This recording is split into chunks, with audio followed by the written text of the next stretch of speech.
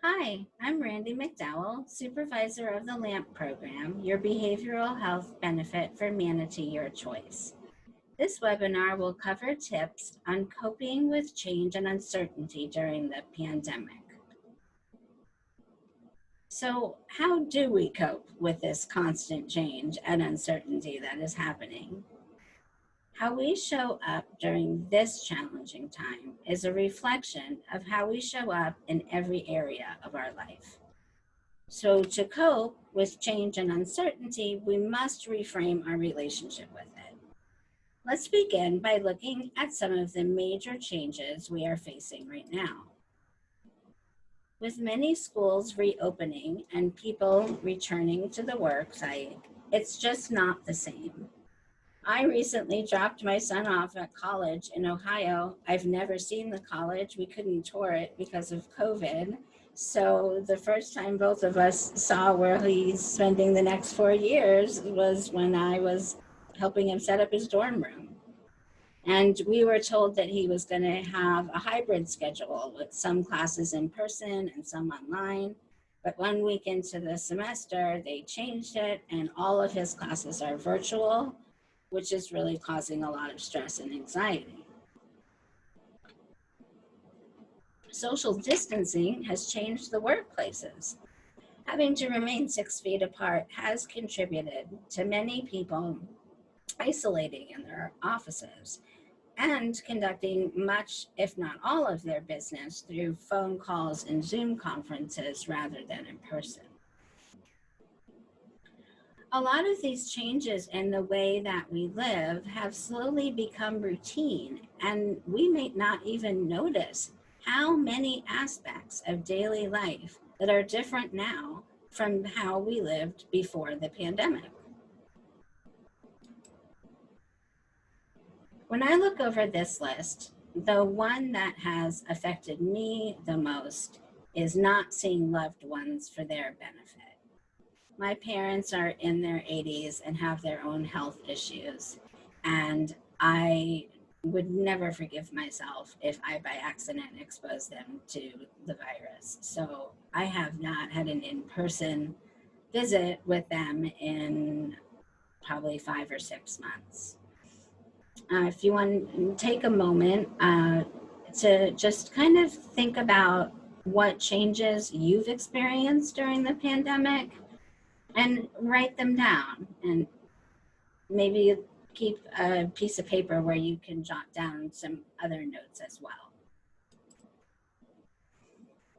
Our brains shift from the rational brain to the limbic system when faced with uncertainty, because our brains are wired to react to uncertainty with fear. So in a study conducted by Talent Smart, they found that as the uncertainty increased, the subject's brain actually shifts control over to the limbic system. The limbic system is the place where emotions are generated, such as anxiety and fear. And so as we face this uncertainty, our brains are pushing us to kind of overreact with a flood of emotion. So we must learn to override this mechanism, put a pause on this mechanism, shift our mind back to the rational direction before we make decisions.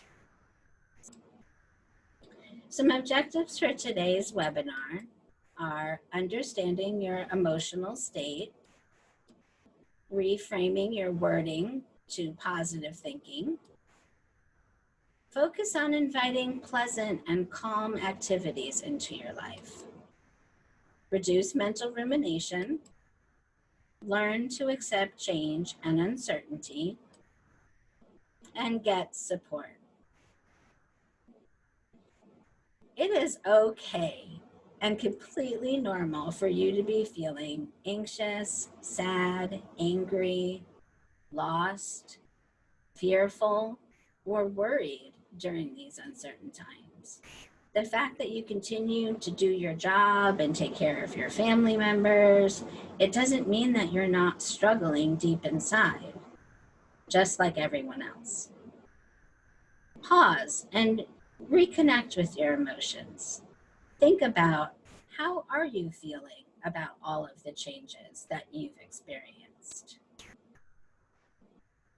It might be a good idea to share some of this with a coworker, because you will see that the feelings that you are feeling right now are that you are not alone. One of the biggest emotions that I have not mentioned is grief. On Grief and Grieving, David Kessler explains that we are all grieving on some level. What many of us are feeling is called anticipatory grief. Anticipatory grief is grieving what the future holds. So it usually comes into context around death. Like if you have a family member that's ill and you know they're going to die, you have anticipatory grief during that period of time. And so Kessler explains that anticipatory grief can also be looked at as the mind going to the future and imagining the worst. So you're anticipating that something in the future is not going to be the way you want it to be, and you won't be able to do it the way you want to do it.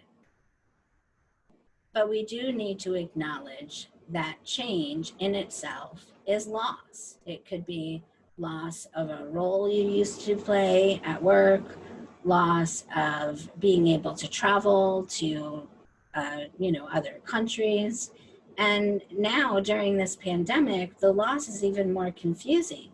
We're experiencing this anticipatory grief because we all realize that something is gone and that things have changed. And we all know that things are not going to be the same once the crisis is over. Many people feel the loss of safety, others, the sense of belonging. Most people grieve because they no longer feel in control. Think about your anticipatory grief. What are some things that you are grieving for in the future? You want to name it so you can tame it. Understanding your emotional state is the first step to regaining some control. Fear of change is often rooted in fear of the future. So when it comes to making changes, it's that anticipatory anxiety that can be more difficult to cope with than the actual change itself. That's why it takes us so long to make a change, because we put off dealing with that change because we're expecting the worst outcome. But in fact, the worst part of all of it is the worrying and wondering that you're doing in the meantime. A simple example is you have a test and you are studying for the test and you're like, this is going to be so hard. I'm never going to be able to pass it. I'm going to fail it. Then I won't be able to major in this and then forget my career. Usually the event itself, taking the test, is less stressful than your anticipatory grief and anxiety. If you're worried about how you're going to cope as things reopen and we enter this new world, again, try to remember that anticipation will likely be the hardest part. But also remember that it's okay to mourn. Change is often a loss. In this case, we've lost a lot of what we considered normal and routine. Reframing your wording. Words are powerful. The way that we talk about the crisis has a direct impact on how we perceive what's going on.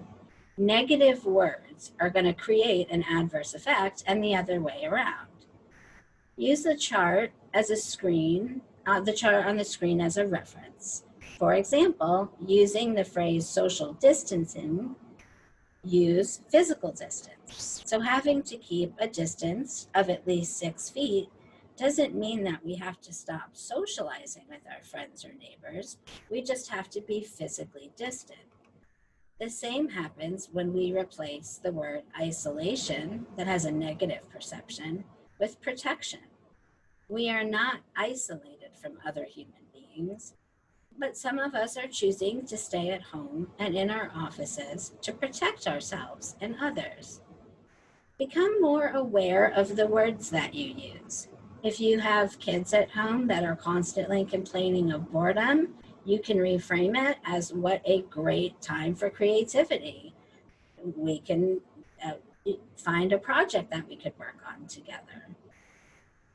One exercise that you can do is to try to write a sentence that replaces the word crisis with opportunity, and then see how that makes you feel. So, for example, mine is due to the opportunity I had to work from home, I was able to spend time in becoming more familiar with creating webinars in order to share information with my coworkers. Don't focus on getting rid of the fear. Instead, focus on inviting pleasant and calm activities into your life. You can do this by practicing ways to bring ease to your nervous system. Because remember, we want to move it from the limbic system to the rational system. And in order to do that, we have to calm ourselves, we have to ease the nervous system. What I've been finding increasingly is that I don't have to focus on getting rid of my fear. It could still be there, but I can choose how I'm going to respond to it. So instead of focusing on pushing it away, I find it helpful to invite in calming activities that I can practice to soothe, comfort, or bring ease to whatever it is that I'm experiencing. So some things on my list are painting, doing word searches, listening to music. My favorite one is to spend time with my pets and going for long walks. So take a moment to think of activities that you enjoy doing when you are feeling overwhelmed and negative by negative emotions. And the next time you experience that negative emotion, pick something for your list and do it. When you're done, reflect on how participating in that activity has changed your perspective for the better. Don't worry about getting rid of fear. Just focus on also inviting in a sense of calm in whatever way that is available to you. Incessant worry and mental rumination about things that we can do nothing about is referred to as mental rumination. I went to a conference on stress management and was taught a visual image exercise that I have found helpful, so I'll share with you. Imagine that you have two boxes. In the first box, put everything that has to do with the present moment. This could include specific actions you need to take in the coming days or week, as well as what is actually happening right now. And in the second box, which I call the future box, put all of your future worries and what ifs that may or may not happen and that you can do nothing about right now.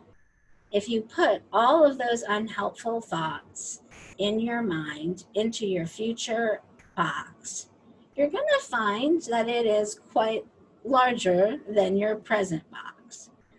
But now imagine just dumping the contents of both boxes on the floor and having to deal with that.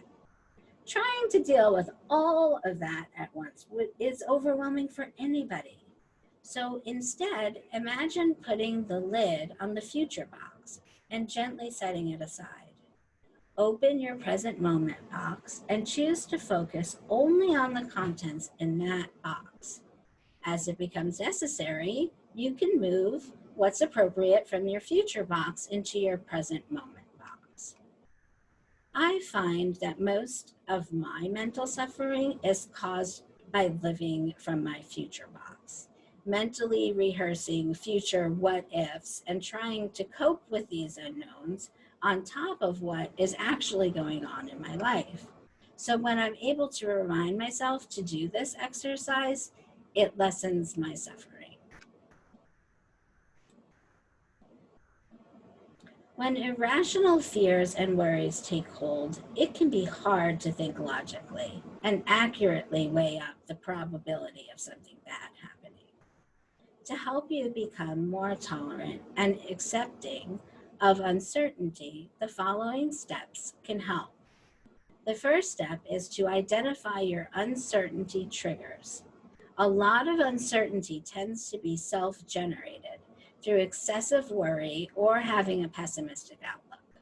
However, as we know, some uncertainty can be generated by external sources, such as the pandemic.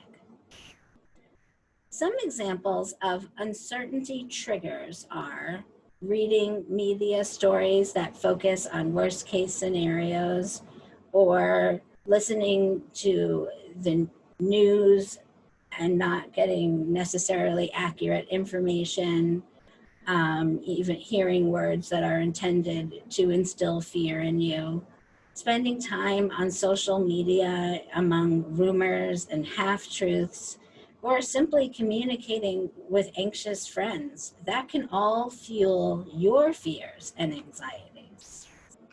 My biggest uncertainty trigger is talking to my mother because she worries about everything. I am always more anxious after a phone call from her. So by recognizing your triggers, you can take action to avoid completely or reduce your exposure to them. Take some time to see what some of your uncertainty triggers are. Notice when you start to feel anxious and fearful about a situation and begin to worry about the what ifs, or you feel like the situation is far worse than it actually is. Like all emotions, if you allow yourself to feel fear and uncertainty, it will eventually pass. Allow yourself to simply feel and observe the uncertainty you're experiencing, but stay anchored in the present. And pick one of the calming activities that you identified earlier and try that. And then let go. Respond to the what ifs running through your head by acknowledging that you are not a fortune teller. You don't know what's going to happen.